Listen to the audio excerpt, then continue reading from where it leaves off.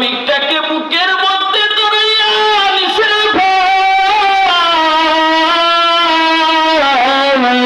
বুকের মধ্যে জড়াইয়া নিয়ে কপালে চুমো দেয়, কপালে চুমো দিয়া বলে আমি বাদশা হারুন আর রশিদ কোটি কোটি টাকা খরচ কইরা মসজিদ বানাইয়া জান্নাতের মধ্যে যে ঘর আমি পাইছি, তুমি একটা মাত্র ইট দান কইরা আমি বাদশা হারুন আর রশিদের মতো তুমি একটা ওইরকম সেম টু সেম একই জান্নাত পাইছো। সুবহানাল্লাহ। কর ও বান্দা, এই জন্য বলি দিলের কান দিয়ে শোনো রে ভাই, মন থেকে দিল থেকে যদি তুমি আল্লাহর ঘর মসজিদে তোমার সামর্থ্য অনুযায়ী যদি তুমি দান করো, আল্লাহর ঘর মসজিদের কাছে যদি তুমি সহযোগিতা করো, আল্লাহ পাক রব্বুল আলামিন তোমার জন্য জান্নাতের ভিতরে ঘর বানাইয়া দিবেন। ও বান্দা, আল্লাহ যদি 1 টাকা কবুল করে নেন, ওই 1 টাকার কি পরিমাণ দাম বান্দা তুমি জানো না।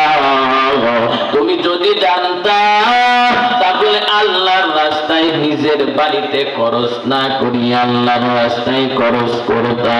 1টা পয়সাও যদি আল্লাহ কবুল করে নেন, কি পরিমাণ 1 পয়সার দাম। হযরত মুসা পয়গম্বর জলিলুল কদর নবীর একজন, আল্লাহ পাকের একজন নবী মুসা পয়গম্বর আল্লাহ পাক রব্বুল আলামিনের সাথে কথা বলার জন্য যাইতেছেন। আল্লাহ পাক রব্বুল আলামিনের সাথে কথা বলতে যাবেন, রাস্তার মধ্যে একজন লোক মুসা পয়গম্বরকে দেখিয়া বলতেছে, ও আল্লাহর নবী, আপনি তো আল্লাহ পাক রব্বুল আলামিনের সাথে কথা বলার জন্য যাইতেছেন, তবে আমি আপনাকে বলি আপনি একটু আল্লাহর কাছ থেকে শুনবেন, আমি যে কত টাকা পয়সা তার রাস্তায় দান করেছি, আল্লাহ পাক রব্বুল আলামিন আমার কয়টা টাকার দান আল্লাহ কবুল করেছেন, এটা একটা আপনি শুনে আসবেন। মুসা পয়গম্বর আল্লাহর সাথে কথা বলা শেষ করিয়া বাড়ির দিকে যখন রওনা, প্রতিমধ্যে ওই ব্যক্তির সাথে সাক্ষাৎ হইয়া গেল। ও মুসলমান, মনোযোগ সহকারে শুনবা। ওই লোকটি বলতেছে, পয়গম্বর আমি যত টাকা দান করেছি আল্লাহ কত টাকা কবুল করেছেন। আর তখন মুসা নবী বলেন, তুমি যত টাকা দান করেছো আল্লাহ তোমার 1টা পয়সা কবুল করেছেন। কয়টা? আওয়াজ দিয়ে বলেন, কয়টা? 1 টাকা আল্লাহ কবুল করেছেন। ও মুমিন মুসলমান, মুসা নবীকে বলতেছে, আল্লাহর নবী 1 টাকা যেহেতু আল্লাহ কবুল করেছেন, কত টাকা দান করলাম? 1 টাকা কবুল করেছো, 1 টাকা দিয়ে আমি কি করব? ওই 1 টাকা তুমি আল্লাহর দিকে ফিরে নিয়ে এসে আমাকে দিবা। পরের দিন মুসা পয়গম্বর ওই 1টি টাকা আল্লাহ পাক রব্বুল আলামিনের থেকে ফিরে নিয়ে আসলেন। আমার আল্লাহ বলে দিলেন, ও মুসা, আমি আল্লাহ এই 1টা টাকা তার কবুল করেছি, এই 1টা টাকা দেশে কি কিনবে তুমি তাকে বলে দিবা এই টাকাটা ওজন করে যেন জিনিস কেনে। কি কেনে? ওজন কইরা, ওজন করে যেন কেনে। এমনি 1 টাকার কয়টা জিনিস দিবে নাকি বলে? এই জন্য বলছে ওজন দিয়ে যেন নেই। আল্লাহর নবী মুসা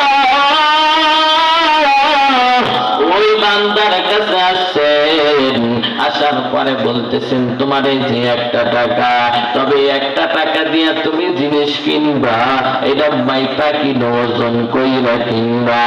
ও মুসলমান, ও খামার গাতির মুসলমান, ওই যুবক, মাংস মাংসের দোকানে গেছে মাংস কেনার জন্য। ওই যুবক বলতেছে আমাকে 1 টাকার মাংস দাও। বলে 1 টাকার কি মাংস দিব? বলতেছে এই 1 টাকা তুমি ওজন দিয়া যতটুকু হয় ততটুকু মাংস তুমি আমাকে দাও। ও মুসলমান, বুঝাবার জন্য বলতেছি, ওই 1 টাকা দাড়ির পাল্লার এক সাইডে তুলাইয়া দিছে,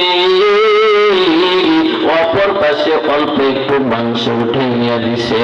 ওজন করতেছে, দাড়ি পাল্লা যখন উঠায় তখন ওই 1 টাকার পাল্লাটা নিচের দিক ঝুঁকিয়ে থাকে, মাংস আরো বেড়ে দেয়।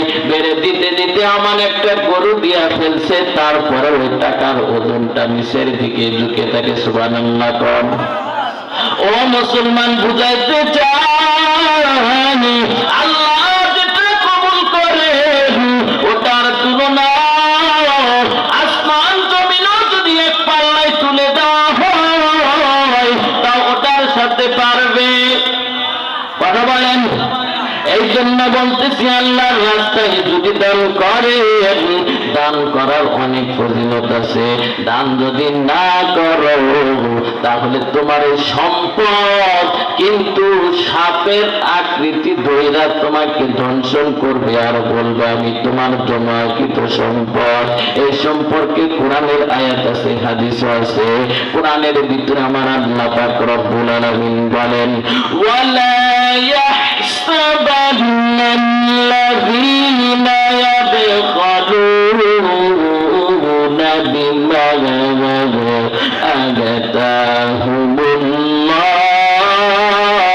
আতাহুমুল্লাহু মিন ফাদলিহি হুয়া খায়রান লাহুম বাল হুয়া শাররুন লাহুম সায়ুতাওয়াকুনা মা বাখিলু বিহি ইয়াওমাল কিয়ামাহ।